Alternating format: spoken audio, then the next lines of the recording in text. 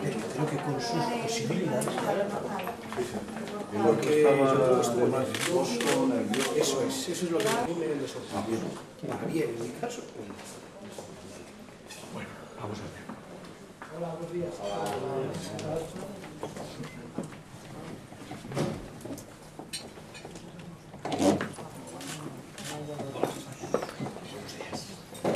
Segundo desayuno de la Asociación de la Prensa, nos acompaña junto a nuestro presidente Manuel González, don Francisco Caamaño, candidato número 1 al Parlamento Galego por la provincia da Coruña, por el Partido Socialista Galego PSOE. As vindeiras eleccións galegas do día 21 xógase basicamente unha perspectiva vital. A perspectiva da ilusión e da esperanza e a perspectiva que nos enseña a todos, nos amosa a todos o FMI e as políticas de recesión económica da dereita en España, en Galicia e en Europa. E os galegos o sabemos cecais máis porque fomos os adiantados en España das políticas de axuste que non só responden á crise económica, que sin dúbida obliga esas cousas, senón tamén a unha ideoloxía moi determinada que todos coñecemos e que non vão a descubrir agora, o Estado mínimo, a potenciación do mercado como forma de xestionar unha sociedade, e, polo tanto, a non creencia nos servizos públicos, os sistemas de privatización, etc. etc. Isto non é algo que fai o PP cando chega agora porque hai un momento de crise. Isto é algo que xa fixo o Partido Popular cando gobernou en España con Aznar. É algo que xa fixo o Partido Popular cando goberna en Galicia. Quen fixa as fundacións dos hospitales galegos? Recordádelo. É que ás veces pensamos que isto é só efecto da crise. Non, cando non había crise, tamén potenciou os concertos ca privada na educación pública, tamén potenciou sistemas sanitarios privatizados, e o fixo aquí e o fixo alá onde pudo gobernar. O fixo Esperanza Aguirre en períodos de bonanza, o fixeron en Valencia en períodos de bonanza.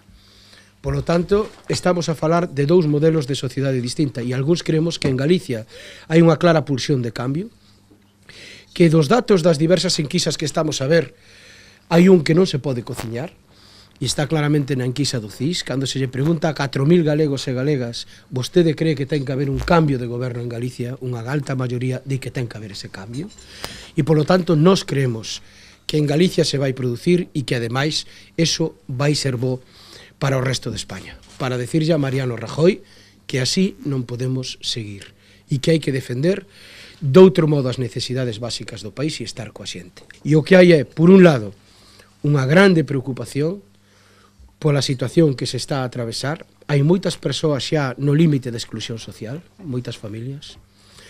Hai medo ao paro, hai medo mesmo a protestar e a defender os teus dereitos laborales no teu traballo.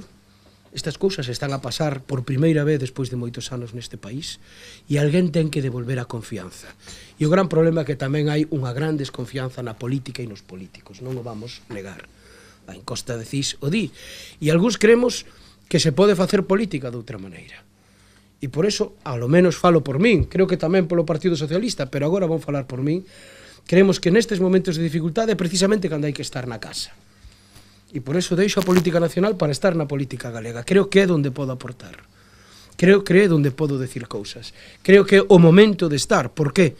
Porque se Galicia cree no seu autogoberno, cosa que a Xunta de Galicia non ten feito en todo este tempo, se Galicia di a verdade e aposta por si mesma, Galicia, ca dimensión que ten, productiva, co número de habitantes que ten, cos seus propios problemas, pero ca súa propia realidade tamén, pode ter un sistema social sostible que lle permita sair por si mesma en moitos aspectos da situación dramática na que estamos.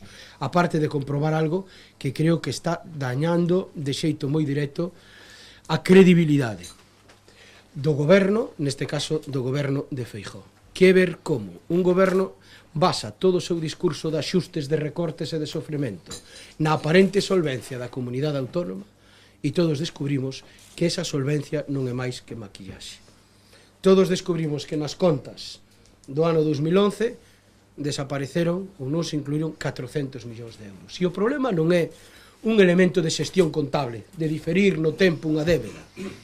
O problema real son os efectos desa decisión política. É dicir, para presumir de solvente e non ter que acudir ao Fondo de Rescate para Comunidades Autónomas do Goberno de España, non incluímos unha serie de débedas a empresas que traballan en Galicia, que tiñan un plan de negocio baseado nos ingresos ao ano, e que deixaron de cobrar porque se lles pecha as posibilidades de facelo o mes de setembro.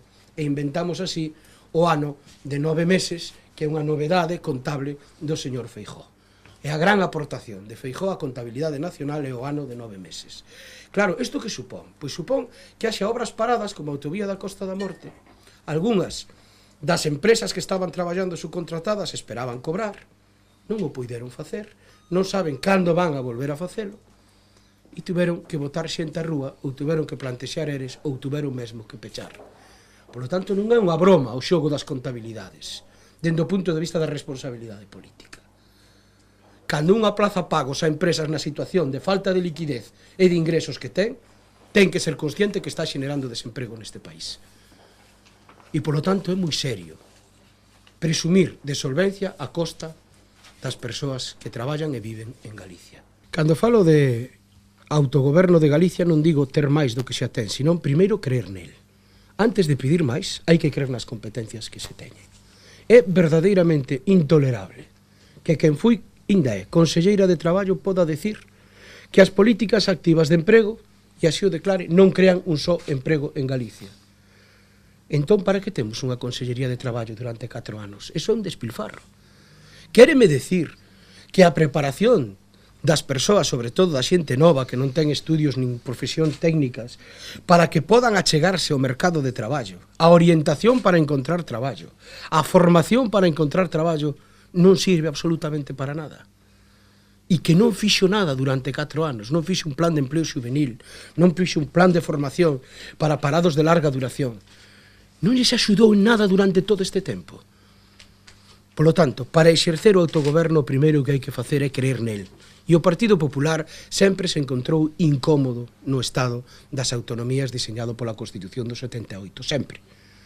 De feito, algúns presidentes do Partido Popular, xa non están e presidentas, falaban de devolver competencias e mesmo Feijóo xogueteou con estas posibilidades respecto de algunha delas.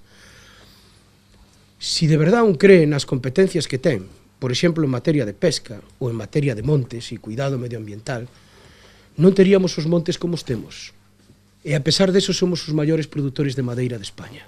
Imaginadevos vos que conocedes a realidade o que podíamos facer cunha planificación sensata do territorio e dos espazos forestales de Galicia.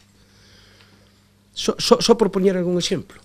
Se un de verdade quede no seu autogoberno e ten capacidade para incidir no sector de enerxía, estaría traballando para as grandes empresas consumidoras de enerxía eléctrica deste país, e Alcoa pode ser unha, posto que nós xeneramos enerxía eléctrica limpa, debido sobre todo aos embalses, debido tamén á forza do vento dos eólicos, en gran medida polo menos limpa.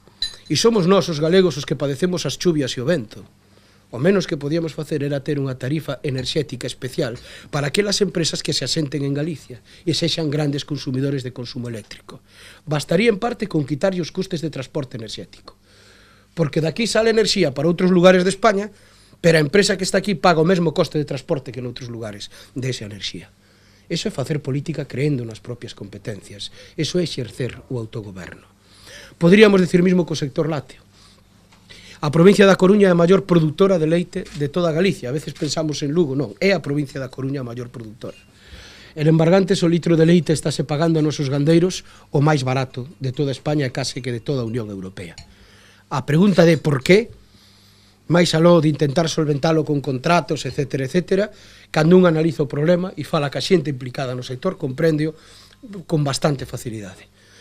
Vendemos o produto en estado puro, prácticamente, porque para as grandes áreas comerciales o leite é un reclamo de consumo, aquí está máis barato que na outra grande superficie, e como non teñamos unha aposta por industrias de transformación do produto aquí no país, vinculado de xeito directo a eso, non poderemos competir nunca na gran distribución, porque o truco está en poder decir, bueno, o leite está un pouco máis caro, pero os yogures, o queixo e outros derivados compénsame na compra e axustar prezos.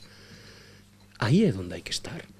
E aí é onde hai que apoiar os sectores, e para iso hai unha administración pública, e iso é exercer competencias. E tamén é exercer competencias, subir a fiscalidade, se fai falla, para evitar a perda de moitos servizos públicos. Antes de cobrarlle aos pensionistas os seus medicamentos por 33 millóns de euros, Eu, dende logo, prefiro establecer un imposto sobre grandes fortunas, sobre grandes patrimonios, que os hai, sobre todo inmobiliarios en Galicia, ou sobre as transaccións financeiras, como fixeron xa outras comunidades autónomas. E se pode facer dende o Parlamento de Galicia. O que pasa é que o señor Feijóo non só lle sobra autogoberno, senón tamén o Parlamento. E por eso o quería reducir. É verdad que como tuvo que anticipar xa non pudo dar ese axuste, digamos, novamente tamén a democracia ca que el quería estar. Porque nestes anos, a pouco que nos decatemos, a participación política nos gobernos ou cos gobernos de PP baixa. Non só quere suprimir algunhas institucións ou mermalas, valedor do povo, o Parlamento, non, é que hai cousas moito máis importantes donde a xente participaba e xa non está. É que os chamados consellos de saúde, para facer planificacións sanitarias, escoitando a xente e os sectores implicados, xa non existe. E que a nova lei Wert, esta que nos queren aprobar de enseñanza, colle os consellos escolares, donde os pais teñen cousas que decir e lle quita as capacidade de decisión e os converte en consellos meramente consultivos. E que estamos volvendo atrás so protesto da crise non só nos dereitos, sino tamén nos mecanismos de participación dunha sociedade. Estámonos empobrecendo democráticamente. E o peor de todo isto, e que o venden como se fose un exercicio de economía da eficiencia e un exercicio de boa xestión social. Eu creo que hai bastantes factores que inciden sobre a desconfianza da política e de lo político. Por unha parte, hai unha ideoloxía dominante na sociedade europea que considera que dar mal crédito á política robustece a súa posición política. E isto hai que telo presente. Todos os discursos neoliberales son discursos que abogan pola non política. É dicir, que queren facer política falando da non política, e por eso os partidos de dereitas, normalmente, non falo solo de España, os fenómenos de corrupción, os fenómenos de escándalo político impactanlle moitísimo menos que a esquerda ou a socialdemocracia política. É así en Europa e mesmo en calquera outra democracia fora de Europa. E esta línea, dende fai anos, no xogo das democracias homologables, digamos, estáse a notar de xeito claro. En segundo lugar, hai unha pérdida de confianza nas organizacións prioritarias da política, que son os partidos que se consideran organizacións moi pechadas en si mesmas. E eu comparto plenamente esa posición dos cidadáns.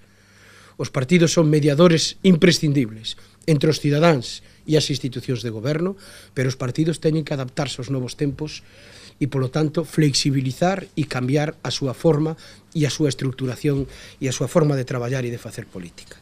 E, en terceiro lugar, creo que hai que cambiar os modos tamén da política. Hai que estar moito máis na política de proximidade, por decirlo de algún modo, e nunha política que explique claramente que sexa valiente, que lle diga tamén aos cidadáns cal é a situación na que realmente estamos, se quere saber a verdade das cousas, e iso é fundamental que a política o faga, ten que facer o mesmo ou acertar igual que o médico cando ten un paciente terminal. Sempre hai un equilibrio entre dicir a verdade desde o punto de vista de como curalo ou non, pero no momento actual, na miña opinión, a política ten que decir claramente a verdade. Se pode apreciar que as forzas políticas de esquerda, ao menos aquelas dúas que estaban ali, poden ter nun futuro a capacidade de encontrar puntos de acordo en común para defender os verdadeiros intereses deste país. É dicir, poñer a Galicia por riba dos intereses dun partido. Eu creo que o Partido Popular, sinceramente, non puxo a Galicia por encima dos intereses do Partido Popular nestes últimos anos de goberno. Estamos na situación social, económica e política que vivimos. E temos que deixarnos de outros obxectivos que cecais noutros momentos da historia podían ser moi loables e priorizar o que é urxente na sociedade galega, que se chama traballo, que se chama saúde, que se chama educación, que se chama maiores, porque esta é a población máis bella de toda España e, por tanto, dependencia, e que se chama igualdade. Estamos vendo que mesmo existe a día de hoxe unha gran indefinición de voto por parte de moitos cidadáns de Galicia, que agardemos que ao longo de toda esta campaña se vaya posicionando de xeito máis claro. E como decía antes, a min a enquisa que me parece máis definitiva é que cando se lle pregunta aos cidadáns de Galicia se queren un cambio de goberno, estes maioritariamente din que sí. Para min ese é o dato máis relevante que estamos a vivir nestas eleccións. Traducir despois esa vontade en escanos é un exercicio verdadeiramente complicado. Preocúpame non moito, creo que lle preocupa moito máis a dereita deste país. Isto de decir que por un lado está o Partido Popular e por outro un conxunto de partidos é algo que xa lle empeza a non ser certo a dereita española. Xa hai partidos de posicións próximas, UPyD e agora Mario Conde no caso de Galicia, e seguramente se houbera unhas eleccións xerais aparecerían forzas políticas nese espectro que están poñendo de manifesto que a capacidade do Partido Popular de aglutinar eso que se chamaba toda a dereita, dendo o centro ata a dereita, decían eles, toda a dereita deste país non é certa e que ten, polo tanto, formacións políticas que expresan xa outra forma e outros posicionamentos distintos. Non sei o éxito que pode ter o partido de Mario Conde ou determinarán as eleccións. Eu dixen nun algún momento que, dende a miña perspectiva, o Partido Popular e Feijóo tiñan ideas perigosas para Galicia. Dende logo, se une con Mario Conde, esas ideas son letales, na miña opinión. E ese é o risco que tamén temos que evitar neste proceso. Se Mario Conde chega a estar no Parlamento e chegase a facer un pacto co Partido Popular, se as cousas agora xa non están ben, dende logo serían verdadeiramente dramáticas unha opción de goberno desa natureza. E vou recordar, para non citarme a mí mesmo as palabras que dixo o presidente Feijóo nunha situación bastante semellante, que dixo literalmente, e así está publicado, non é bo mezclar a política cos negocios. Pois ben, non é bo mezclar a política cos negocios e, polo tanto, ante este tipo de informacións que, insisto, resultan inquedantes porque non constatan feitos, o único que lle pedimos é que nos lo explique. Se non hai nada que ocultar, que sexa transparente, que nos lo explique con normalidade, se producen estas adjudicacións porque ten pasado isto. Das a casualidade no tempo que fui todas estas xuntas neste último momento, ben, pero este é o porqué das cousas. Cando se explican as cousas, a xente se entende. Non hai nada peor que non explicarllas para que ese silencio sexa o que máis fomente a sospeita. Eu creo que en democracia a abstención nunca é boa.